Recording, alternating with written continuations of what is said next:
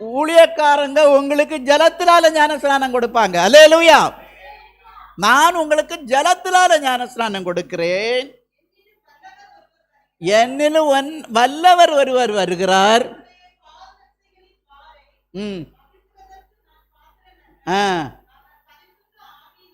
அவர் பரிசுத்த ஆவியினாலும் அக்னியினாலும். அல்லேலூயா. இனி பெற வேண்டிய ஞானஸ்நானம் என்ன? இன்னும் ஞானஸ்நானம் பெற்றவங்க பெற வேண்டிய ஞானஸ்நானம் என்ன? பரிசுத்த ஆவியினாலும் அக்னியினாலும் உள்ள ஞானஸ்நானம். அல்லேலூயா. எத்தனை பேர் அக்னி ஸ்நானம் பெற்றிருக்கிறீங்க? அல்லேலூயா. அல்லேலூயா. பரிசுத்த ஆவியினாலும் அக்னியினாலும் ஞானஸ்நானம் கொடுப்பார். அப்போ விசுவாசம் உள்ளவர்களாகி ஞானஸ்நானம் பெறுகிறவர்களுக்கு இயேசு கிறிஸ்து கொடுக்க போகிறது பரிசுத்த ஆவியினாலும் அக்னியினாலும் உள்ள ஸ்நானம். அல்லேலூயா. முன்ன காலங்களெல்லாம் நாங்கள் எல்லாம் சின்ன பருவத்தில், நான் எல்லாம் சின்ன பருவத்தில் இருக்கும்போ 8ஆம் கிளாஸ் 9ஆம் கிளாஸ் எல்லாம் படிக்கும்போ சபைகளிலெல்லாம் காத்திருப்பு கூட்டம்னு வைப்பாங்க. காத்திருப்பு கூட்டம் உங்களில் எத்தனை பேருக்கு தெரியும்னு தெரியாது. அப்பெல்லாம் அல்லேலூயா ஸ்தோத்திரம், ராத்திரி 7 மணிக்கு ஆராதனை தொடங்கும். 7 மணிக்கு ஆராதனை தொடங்கினா முடிகிறது எப்போ முடியும்னு யாருக்கும் சொல்ல முடியாது. அல்லேலூயா. அந்த பாயை போட்டிருப்பாங்க. நாங்கள் பனை ஓலையில் செய்த பாயை போட்டிருப்பாங்க. பனை ஓலையில் செய்த பாயில் எங்கள் சர்ச்சில் எல்லாம், பழைய சர்ச்சில் எல்லாம் பனை ஓலை பாய் உண்டு. இப்போ பனையும் இல்லை, பனை ஓலை பாயும் இல்லை. அப்போ என்ன செய்வாங்கன்னு சொன்னால், ஆராதனை நடந்துகிட்டே இருக்கும். அது மணிக்கணக்காக போயிட்டே இருக்கும்.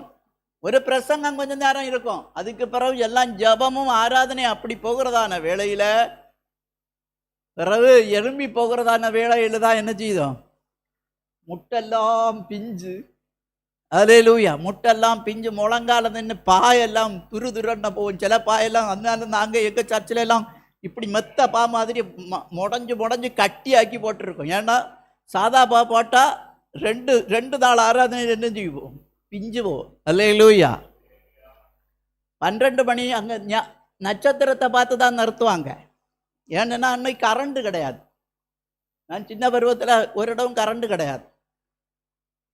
எங்கள் தாத்தாக்கு வீட்டில் ஒரு மீட்டர் எடுத்தேன். அப்போ தான் நாங்கள் கரண்ட்டு பார்க்குது. அப்போ எல்லாம் சுவிட்சு பார்க்கும்போது எல்லாம் எங்களுக்கு பயங்கர அற்புதமாக இருக்கும். கரண்ட்டில் அல்லது பெரிய பெரிய ஒயரிங் செய்து ஒரு சுவிட்சு டக்குன்னு போடும்போது ஒரு சுவிட்சு படம், அதெல்லாம் பார்க்கும்போது எங்களுக்கெல்லாம் பயங்கர அதிசயமாக இருக்கும். எங்கள் அம்மாவுக்கு தாப்பனா இருக்க வீட்டில் ஒரு கரண்ட் உண்டாருங்க. அங்கே எல்லாம் பார்க்க போகும்போது நாங்கள் பயங்கர அதிசயமாக பார்ப்போம். இது என்னோட அந்த மீட்டர் நம்பர் 1. அல்லேலூயா.